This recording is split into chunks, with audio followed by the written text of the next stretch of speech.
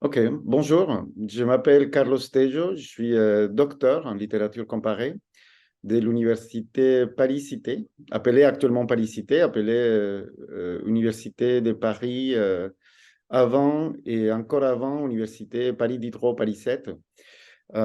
J'ai soutenu une thèse en 2019 intitulée Houellebecq et Volpi, romancier post-humaniste, une lecture de deux romans de Michel Houellebecq, Les particules élémentaires et La possibilité d'une île, et la trilogie du XXe siècle de Jorge Volpi, En busca de Klingsor, El fin de la locura et No será la tierra. Donc c'est un titre très très long, mais disons qu'il y avait l'intérêt d'afficher clairement les cinq romans qui faisaient partie de ma thèse.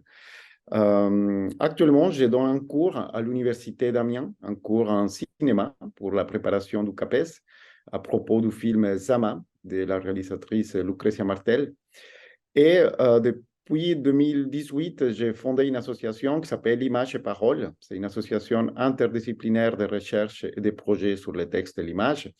Et à partir de l'année 2022, j'ai également fondé et je dirige le premier festival de cinéma latino-américain de Paris. Merci beaucoup. Et quel a été ton parcours qui a abouti dans cette réalisation de cette thèse? Est-ce que c'est un parcours traditionnel ou il y a un peu des allers-retours? On peut dire que c'est traditionnel. J'ai fait une licence qui n'était pas tout à fait une licence, c'est plutôt une licence maîtrise presque, c'est-à-dire qu'on termine avec ces 4 ans, c'est pas 3 ans. Donc la quatrième année est considérée souvent comme une première année de master, mais c'était en littérature, en lettres. Après cela, j'ai fait un master en lettres, arts et pensée contemporaines à l'Université Paris-Cité, toujours. Et puis la thèse. Donc oui, j'ai fait les trois étapes des formations, disons. Et quel a été l'élément déclencheur qui a motivé ces sujets? Pourquoi Volpi? Pourquoi Houellebecq? Pourquoi comparer? Et c'était une recherche que je me disais à l'époque que je vais commencer. Je lisais beaucoup, mais surtout des auteurs, disons, jusqu'aux années 80 du XXe siècle, bien entendu. Et donc, je lisais beaucoup Kafka, je lisais Joyce, je lisais Beckett, Borges, Virginia Woolf, etc., mais tous des auteurs de la première moitié ou à peine de la deuxième moitié du XXe siècle, mais je connaissais très mal mes contemporains. Et je me suis donc dit qu'il fallait que je lise davantage ces auteurs qui partageaient avec moi à l'époque. Et j'ai fait une sélection et j'ai fait une lecture. Là, je ne me rappelle pas exactement, mais j'ai dû lire une vingtaine, peut-être trentaine de romans de l'époque, des pays différents, américains, européens, latino-américains. Et parmi ces lectures, je suis tombé sur les romans Les particules élémentaires de Michel Houellebecq, qui m'a beaucoup impacté. Et je me suis dit que c'était peut-être par là. À la même époque, j'ai lu une petite conférence d'un philosophe allemand qui s'appelle Peter Sloterdijk, ou Sloterdijk. Euh, et la conférence s'appelle Règles pour le parc humain. Et là, j'ai lu pour la première fois le mot post-humanisme. Et avec la lecture de Michel Houellebecq, j'ai commencé donc à établir des liens et à me dire qu'il y avait quelque chose de très contemporain qui était en train de se passer là. Et j'ai commencé donc à faire des recherches et c'est comme ça que c'est né. Écoute, étant donné que c'est un terme, c'est un axe de tes recherches et de ton travail, comment est-ce qu'on pourrait définir le post-humanisme? Alors, ça a été mon souci pendant quelques années, Oui, c'est justement. ça. Et ce qui est intéressant, c'est que j'ai trouvé ces mots, donc, et des définitions qui étaient, c'est normal, assez incomplètes, parce que c'était un nouveau terme, disons. Oui, Pour dire parfois des choses, des vieilles choses, des choses qui existaient déjà dans la oui. philosophie, qui existaient déjà dans l'épistémologie, dans la littérature, dans le cinéma, mais qui n'avaient pas été nommées comme cela. Et donc, l'un de mes recherches, justement, ça a été d'établir une définition. Et c'est ce que j'ai fait finalement. Je propose une définition, j'ai créé un système de discours. Donc, je propose une typologie pour définir ce qu'est le posthumanisme. Et je l'ai défini un peu en 6 axes, en 6 discours qui sont parfois assez contradictoires entre eux, mais qui pour moi composent donc ces panoramas que j'appelle aujourd'hui posthumanisme. Et à ce titre, j'ai pu organiser après la fin de ma thèse, en 2020, un colloque qui s'appelle du postmodernisme, qui s'est appelé du postmodernisme au posthumanisme en littérature et cinéma. Un ouvrage a été publié en 2021, justement, à ces propos. Et là, disons, c'est la première fois, à part le travail de thèse, où j'écris clairement quels sont ces 6 discours qui sont pour moi le posthumanisme. Que ce sont des discours, donc, des outils épistémologiques, si l'on veut. Et une fois que tu as démarré ta thèse, quels ont été les traits d'union entre Houellebecq et Volpi? Parce que bon, c'est un Français, un Mexicain, je crois qu'ils ont 15-10 ans d'écart, et personnalités très différentes, je crois. Tu peux me Oui, dire ça plus concret, mais quel est le trait d'union? Parce que quand on lit le titre de ta thèse, waouh, Volpi et Houellebecq. Là, là c'est. oui. Alors oui, ça va pas de soi, ces liens, mais justement un peu à la Nietzsche, je me disais qu'on ne peut pas comparer 2 choses qui sont égales, il faut comparer 2 choses qui sont différentes. Tout à fait. Et ils sont des auteurs très différents, en effet. Déjà pour les positionnements politiques, par exemple. Oui, Houellebecq, à l'époque, à la fin des années 90, était connu comme un écrivain plutôt réactionnaire. Aujourd'hui, fin des années 2020 et quelques, bah, ce n'est plus un écrivain réactionnaire, c'est un écrivain qui est très proche de l'extrême droite française, avec des positions de moins en moins littéraires et de plus en plus vraiment dans les champs politiques. Et Volpi, d'un autre côté, je l'ai dit un peu dans mon introduction, c'est ce qu'on pourrait appeler une gauche et, bon, c'est pas très joli à dire comme ça, mais une gauche un peu molle, c'est-à-dire qui s'accommode tout de même à un système des choses, mais qui est, disons, du côté des progressistes. Et donc, en cela, ils sont très différents déjà. Et Houellebecq, je crois, il n'a pas lu Volpi. Volpi, il a lu Houellebecq. Il a écrit deux petites choses sur lui, plutôt en critiquant cet écrivain français qui représente une vieille école, etc. Et si chez Houellebecq, j'ai trouvé de manière assez claire, assez nette, la possibilité de travailler ce sujet du post-humanisme, chez Volpi, ce n'était pas une évidence. Mais Volpi a un vrai intérêt, et c'est pourquoi il a appelé donc cette trilogie, la trilogie du XXe siècle, pour l'histoire. Une manière assez particulière d'aborder l'histoire. Mais moi, ce qui m'intéressait, c'était ça, c'est cet intérêt pour l'histoire du XXe siècle, une certaine manière de composer un énorme roman avec l'histoire du XXe siècle. Et donc là, je trouvais qu'il y avait une matière à approfondir. Tu m'aides avec tes mots à la prochaine question. Qu'est-ce que tu as essayé de dire, d'expliquer, de montrer avec ta thèse? C'était aussi, parce que peut-être que j'ai répondu que la moitié de la question de la première ou deuxième Oui, question sur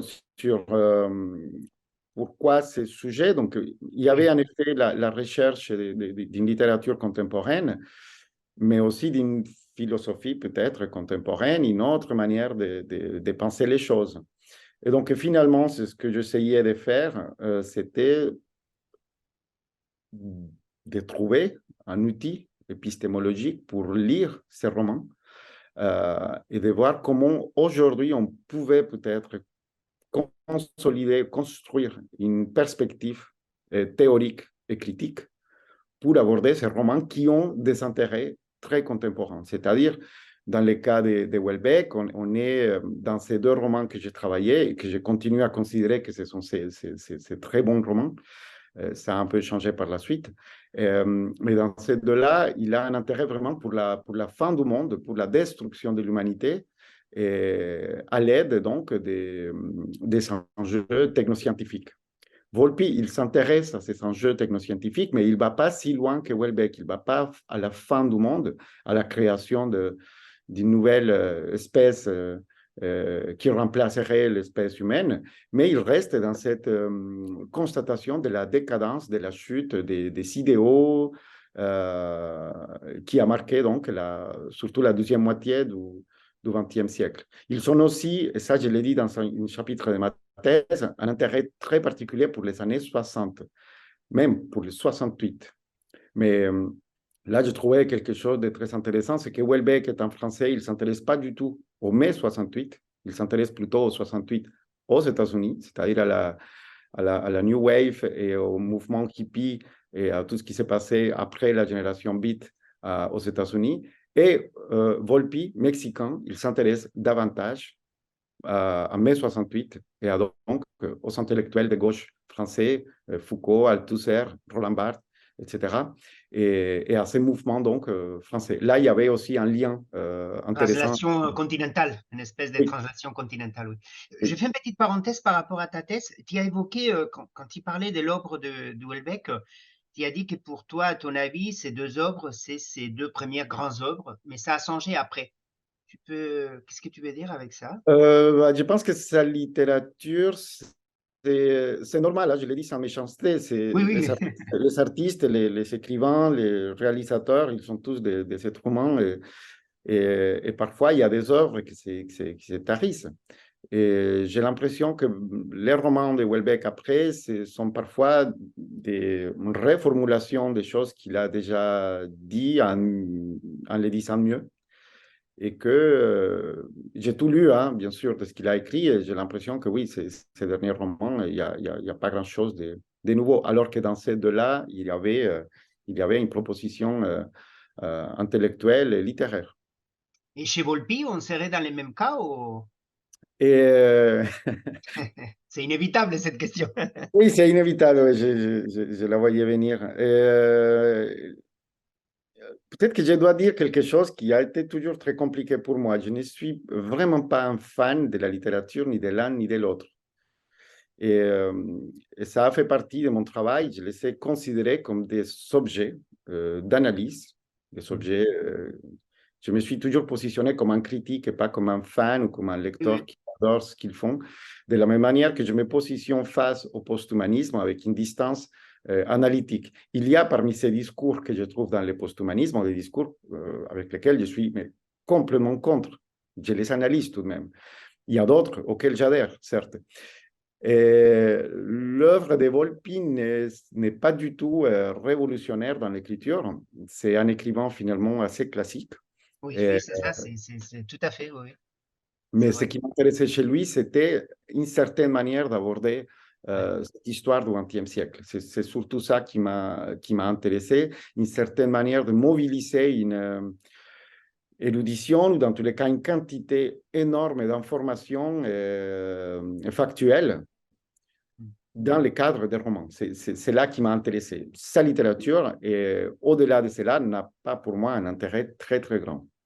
Mais une fois de plus, je pense que ces objets qui sont littéraires et qui sont aussi culturels peuvent nous servir à mieux comprendre tout de même ce qui se passe dans la littérature et dans le monde même. C'était bon, ça c'est un objectif un peu trop grand pour l'évoquer comme ça, mais je crois que dans l'articulation que j'ai pu faire entre l'œuvre de l'un et de l'autre, traversée tous les deux par ces sujets donc de philosophie contemporaine, et j'arrive à comprendre des choses, de mécanismes de la fin du XXe siècle qui m'ont, dans tous les cas, qui m'ont beaucoup aidé, moi, pour mes réflexions en général.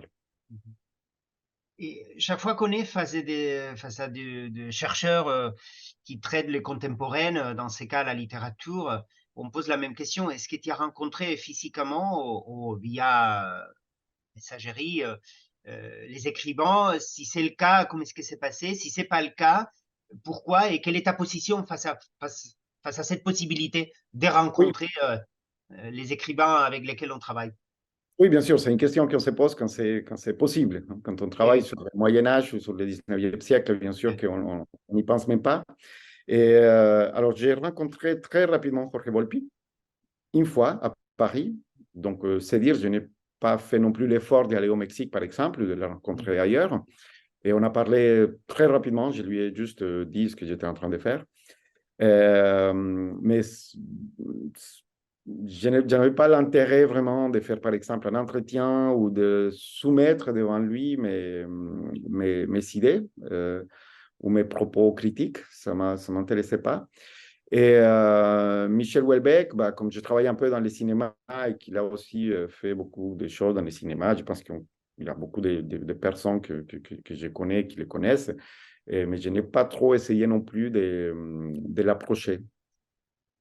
Disons que peut-être ça parle de cette distance que j'avais avec mes sujets. Finalement, Oui. ces opinions ou ce que l'un ou l'autre pouvait dire sur mon travail, c'est pas vraiment partie de mes inquiétudes. Oui, c'est cohérent par rapport à cette espèce de, je l'ai dit entre guillemets avec beaucoup de respect, détachement sentimental par rapport à l'objet Oui, que mais tu c'est travailles. ça passe par là. C'est Oui. très intéressant. C'est très intéressant. On reviendra à la fin sur ça quand je vais te poser la question sur les conseils que tu peux donner à des futurs doctorants et doctorantes. Et alors, on continue avec l'élaboration de ta thèse. Quels sont les soucis que tu as rencontrés, les difficultés que tu as rencontrées autour de l'élaboration de ta thèse? Et j'ai presque envie de dire que les problèmes que j'ai pu rencontrer étaient purement il y en a deux sortes, en fait. Il y a les problèmes un peu matériels, c'est-à-dire trouver le temps d'écrire une thèse et la réflexion longue qu'une thèse nécessite. Quand on doit travailler à côté, quand on connaît bien l'état un peu calamiteux de l'université française. Donc ça, mais c'est pas quelque chose à négliger, parce que ça parle de tout un état des choses qui empêche presque une réflexion posée, une réflexion longue comme celle d'une thèse, que c'est un travail de plusieurs années. Donc d'un côté, trouver le temps, ce n'était pas une évidence. Et après, en ce qui concerne purement la recherche, c'était un avantage et en même temps une difficulté, c'était un peu l'exploration d'un champ assez nouveau, pas tout à fait nouveau, bien sûr, mais assez nouveau. Et donc, je me suis vu à réfléchir et à connecter des choses qui ne l'étaient pas avant. Et donc là, l'avantage, c'est la liberté donc qu'on a. Mais la difficulté, c'est que quand on travaille sur un sujet un peu plus ancien ou dans tous les cas plus consolidé dans l'histoire décidée, on va chez des auteurs qui sont des références et on se dit, bon, lui, il a dit que c'est comme ça, elle, il a dit que c'est comme ça, donc j'adhère pas. Mais là, j'avais un véritable travail de créer cette typologie, de proposer cette typologie, tout en me disant, est-ce que je ne suis pas en train de dire n'importe quoi? Est-ce que ça a du sens? Est-ce que c'est vraiment du nouveau, entre guillemets, ou je suis juste en train de faire un remake de quelque chose qui a déjà été dit? Et ça a été complexe. Ça a été complexe. Et cette complexité que tu évoques, elle est liée peut-être à ton parcours extrêmement transversal. Parce que si je comprends, tu as créé pas mal de choses. Actuellement, tu es directeur de festival cinéma latino-américain. Est-ce que c'était pas le cas à l'époque, mais je crois que tu as soutenu l'année 2019, c'est ça? Oui, c'est ça. Et oui, disons que j'étais aussi un peu dans plusieurs activités en même temps. J'organisais déjà des journées d'études à l'époque, j'écrivais quelques articles. Euh, mais dans tous les cas, oui, la pensée, je pense, de tout le monde est assez interdisciplinaire. Donc, Mhm. c'était aussi l'effet d'avoir un peu la tête dans les cinémas. Je n'écris pas sur le cinéma dans la thèse. Cela aurait été, bah, j'aurais pas fini en fait si j'avais eu l'idée d'écrire sur le cinéma également. Euh, mais disons que oui, c'était essayer de mettre en commun, essayer de trouver une sorte d'homogène dans l'hétérogène. Et ça a pris beaucoup de temps. De réflexion, purement. C'est-à-dire que là, je peux dire clairement, l'idée que j'avais du sujet quand j'ai commencé ma thèse n'a pas grand-chose à voir à ce qui a été l'idée à la fin de la thèse. Tu as évoqué le cinéma. Est-ce que Houellebecq et Volpi, ils ont une écriture filmique? Euh, je pense qu'une très bonne partie des auteurs du XXe siècle ont souvent une écriture Ouais, filmique, c'est que le cinéma a ouais. complètement transformé nos perceptions des choses Mm. et nos perceptions de l'histoire, de ce qui se passe. On voit presque les personnages. Du coup, oui, dans ce sens-là, je dirais pas plus qu'un autre écrivain, pas en particulier. Il y a des écrivains où on voit plus ces axes-là chez Houellebecq et Volpi, pas plus que chez les autres. Et est-ce qu'il y a eu quelqu'un qui a marqué un peu, par lequel qui a été plus marqué que des autres pendant l'élaboration de ta thèse? Il y a quelqu'un qui Et, t'y a aidé, qui t'a donné des conseils, qui a été important? alors, je l'ai pas dit tout à l'heure, moi, j'avais deux directeurs pour ma thèse. Ma directrice principale, Catherine Cocchio, professeure de littérature comparée de l'Université Paris-Cité, et la codirection a été assurée par Karim Benmilou, Oui. professeur en études latino-américaines et littérature de l'Université Paul Valéry Montpellier 3. Quelque chose d'intéressant, c'est qu'ils sont très, très différents. Ce sont deux manières de travailler très différentes. Et, donc, d'un côté, Catherine Cocchio est dans une exigence vraiment très, très intense dans les concepts, dans l'écriture, dans les propos. Et Karim Benmilou, tout en ayant également cette exigence, il est plus concentré sur des détails, sur des aspects pragmatiques qui sont aussi très importants. Donc, j'ai trouvé un peu un équilibre sur ces deux choses qui sont très importantes finalement pour une thèse. Après cela, et après, c'est leur travail donc d'être là et d'apporter ses connaissances et de guider, de diriger ce travail. Donc, je ne les mettrai pas dans la réponse. Et je ne pense pas quelqu'un d'autre qui marquait de manière particulière. Dans tous les cas, pas une personne comme ça dans mon entourage, parmi les chercheurs. Non, bon, il y a des philosophes que je préfère à d'autres, et que du coup, on finit par les voir un peu partout, hein, comme Nietzsche, par exemple, qui est beaucoup cité, ou comme Foucault également. Mais non, je dirais non, je ne vois pas une autre personne ou personnalité. Tu peux nous citer les composants de ton jury? Oui, alors, il y avait donc Madame Catherine Cocchio, Monsieur Karim Benmilou, la présidente du comité, ça s'appelle comité, si, non? Comité, Oui, oui, oui, je crois. Oui. oui. C'était Madame Florence Olivier, professeure de l'Université Oui. Sorbonne Paris 3. Mm. Il y avait également, pour les comparatistes, Lionel Rouffel, professeur de Paris 8, et Regis Salado, de l'Université Paris-Cité, et une maîtresse de conférence de l'Université d'Amsterdam, Sabine van Besamael, qui est spécialiste dans l'œuvre de Michel Houellebecq. Et quel est le souvenir que tu gardes le jour de la soutenance? Et, c'était un échange très intéressant et très académique, très universitaire. On a parlé sur les vrais sujets, sur les fonds des choses. Et j'étais très content. On n'a pas dérivé à. Bon, j'ai assisté à quelques soutenances de thèse et parfois on se met à parler des virgules dans la page 450, ce qui n'est peut-être pas la chose la plus intéressante. Et, et nous, on a un peu parlé de philosophie, on a beaucoup parlé de littérature contemporaine. Donc c'était très intéressant. Et j'étais déjà à ce moment-là très sûr, si on peut dire, de mon travail. Donc voilà, je n'étais pas inquiet ces jours-là. Les études de philosophie, ils ont été très importantes tout au long de ton parcours. Dans ta thèse aussi, j'imagine. Oui, oui, oui. Euh, Et, alors je ne suis pas, bien sûr, je n'ai pas une formation philosophique, et je ne suis pas oui, philosophe, je propose pas de concepts, oui, oui. mais en revanche, je travaille à partir des concepts, tout en donnant donc cette typologie que j'ai évoquée tout à l'heure.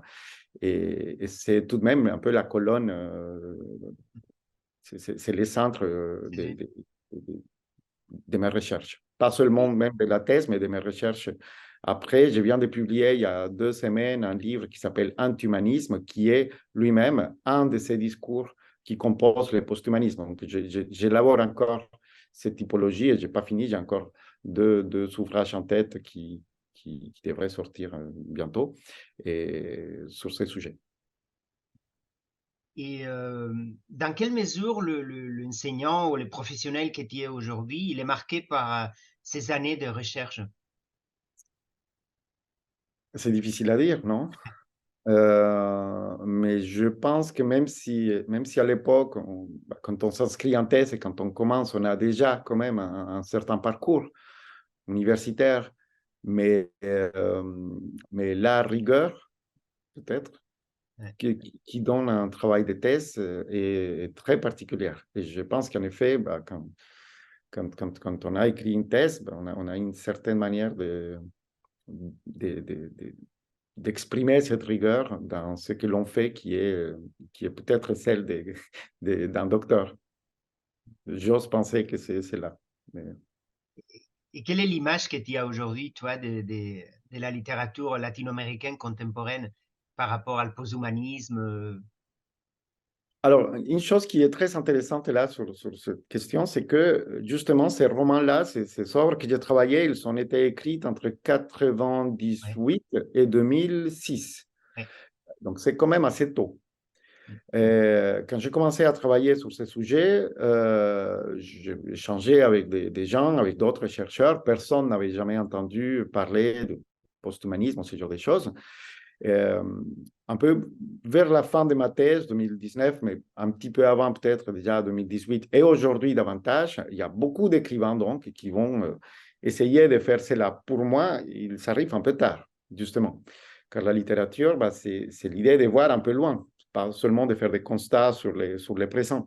Et, euh, et on n'a pas seulement en Amérique latine, mais un peu partout dans le monde aujourd'hui, donc des romanciers qui s'intéressent à des manières de transformer le corps, de transformer l'être humain, à la robotique, à la fin du monde par la destruction mm.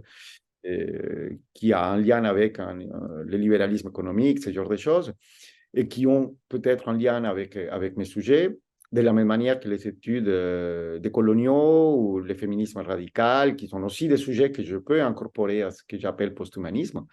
Et, mais là, aujourd'hui, on n'est pas dans la même découverte de ces sujets que à la fin des années 90. Et c'est là donc qui m'intéressait voir un peu les débuts de ces réflexions dans une littérature générale, pas une littérature de science-fiction, que là, pour le coup, la littérature de science-fiction, que je connais Oui. très, très mal, j'en exploré ça depuis toujours.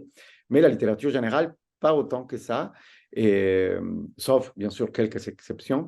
Et, et donc, oui, aujourd'hui, ce sont des sujets un peu plus élaborés, mais ce n'est pas non plus parce qu'on l'élabore qu'on dit quelque chose d'intéressant. Donc, il y a les deux, bien sûr. Il y a juste le fait que c'est en effet, si l'on veut, des modes, et que parfois, on arrive à exprimer quelque chose d'intéressant, quelque chose qui peut rester et qui apporte quelque chose aussi à la réflexion générale sur les sujets. Oui, oui, tu es avancé à ma question. J'allais évoquer la science-fiction. Où est-ce que tu places la science-fiction et si tu l'as travaillé, si tu l'as, oui, oui, Je l'ai travaillé un peu par le biais de Michel Houellebecq, qui est oui, lui un très grand fan de science-fiction et si, qui si, connaît si. très bien la science-fiction et dont l'écriture, en effet, est proche à certains moments de la science-fiction. Et donc, par là, oui. Après, en tant qu'objet indépendant, un peu, je l'ai évoqué un peu en ce qui concerne la naissance du transhumanisme, un mouvement donc euh, américain de la deuxième moitié du XXe siècle. Et là, pour les transhumanistes, c'est très important la science-fiction. Donc, je l'ai abordé comme ça, comme un objet presque périphérique, mais je n'ai pas écrit vraiment sur science-fiction. Déjà, pour commencer à finir, quel conseil tu serais capable de donner à tous les étudiants qui commencent maintenant en thèse? C'est tellement compliqué, donc Ouais. je n'ai pas trop donné de conseils parce que je ne saurais pas quoi dire. En fait. Déjà, ça dépend de chaque cas particulier. Il faut peut-être un conseil très, très général, c'est de se dire qu'il faut penser toujours à finir la thèse. Pas seulement à l'écrire, mais à la finir. Et que ce soit donc faisable, et que ce soit donc un travail qui ne soit pas pénible, qui soit difficile parce qu'il est exigeant, parce qu'intellectuellement, on s'engage beaucoup et on doit beaucoup réfléchir, ça oui, mais qui ne soit pas non plus une sorte de souffrance dans laquelle on se voit et qu'on ne sait pas comment s'en sortir. Je pense qu'il faut garder la tête très froide et que ce soit un travail intellectuel qu'on fait avec du plaisir aussi. Et par rapport à ça, quelle est la place que la thèse est là aujourd'hui chez toi? Je veux dire, tu l'as mis dans un petit coin, elle est pressante, tu vas vers ta thèse de temps en temps. Bah là, je viens de la relire 3 fois parce qu'elle va être publiée l'année prochaine, en Voilà, 2024, voilà, dans les éditions, chez les éditions Honoré et Champion. oui, Et donc là, euh, voilà, elle est très pressante là parce que je viens de finir une troisième lecture. Il a fallu bien sûr adapter ouais, l'ouvrage avec bon, euh, tout ce qui implique une thèse en termes de notes, en termes de ouais, nombre de ouais, pages et de références, à une publication un peu plus, bon, plus facile, même s'il n'est pas c'est quand même facile. Et donc, c'est très pressant. Et je suis tout de même assez content de ce travail. Ça, je peux le dire. et on finit avec une petite lecture de les 2, 3 premières phrases de ta thèse, si tu es d'accord? Oui, bien sûr. Alors, dans l'introduction, cela commence comme ça. Cette étude n'a pas son lieu de naissance dans un texte de Jorge Luis Borges, mais comme dans la nouvelle Tron Ucbar Orbis Tertius de l'écrivain argentin, elle se doit à la conjonction de deux éléments, ou plus précisément à deux conjonctions parallèles. La première est celle de la lecture d'un roman anglais et du commentaire qu'en a fait un écrivain américain. Donc, les romans, c'est Night Train de Martin Amis et les commentaires, c'était un commentaire de John Updike. Donc, voilà, vous avez vu, je cite Borges, mais surtout, c'est un plagiat de Borges, en fait, parce qu'il dit Oui, dans cette nouvelle qu'il y a une conjonction entre un miroir et une bibliothèque, que c'est ça qui donne naissance à la nouvelle. Moi, c'était d'un côté ce roman de Martin Amis qui fait partie de ce que je disais tout à l'heure, ce roman que je lisais, ce roman contemporain que je lisais, un commentaire qui a fait un écrivain, John Updike, où il a évoqué le mot posthumanisme. oui. Et l'autre conjonction, bah, c'est celle que j'ai déjà évoquée, c'est la parution de ces deux romans de Houellebecq à la même époque de la parution des 3 romans de Volpi. Donc, cette double conjonction, c'est là que j'ai commencé à construire quelque chose. C'est drôle la citation de Borges parce que j'ai pensé à Borges pendant cet entretien. Je me suis dit s'il aurait pu faire partie de ton corpus. Voilà. Ah bah, Borges, c'est un de ces auteurs que je vois partout parce qu'il est... Et d'ailleurs, si tu me permets, je peux lire aussi la fin de ma thèse, Oui, oui. la toute fin. Euh, Alors, je termine et je prends ça un peu au hasard, mais c'est les derniers mots que je trouve très beaux. Et tu vas voir qu'en fait, c'est pas pour rien que je les propose. Donc, j'ai dit quelque chose comme Jorge Volpi et Michel Houellebecq jettent un regard sur cet humain, l'un vers le passé pour mieux comprendre le présent, l'autre vers l'avenir pour s'en échapper. Mais l'ensemble de leurs romans témoigne du passage inutile et tragicomique qui va de la disparition de cet être humain à une version postérieure de lui-même qui se veut parfois naïvement améliorée. Dans ces changements de peau, l'humain semble renier son passé ou l'observer comme un passé lointain. Mais comme l'art, comme les fleuves, comme Héraclite, selon Jorge Luis Borges, cet humain passa y queda et continue à se chercher, surtout, accroché à un idéal de lui-même comme sur les dos d'un tigre. Et donc, je termine avec le mot tigre, que c'est un mot très, très borgesian. Et là, c'est un peu une citation de Foucault qui cite Nietzsche aussi. Donc Bon, voilà, je commence avec Borges, je termine avec Borges, d'une on certaine manière. finit avec l'amarillo de los tigres de Borges. C'est ça, c'est exactement ça. Merci beaucoup. Merci beaucoup pour cet entretien. Merci à toi.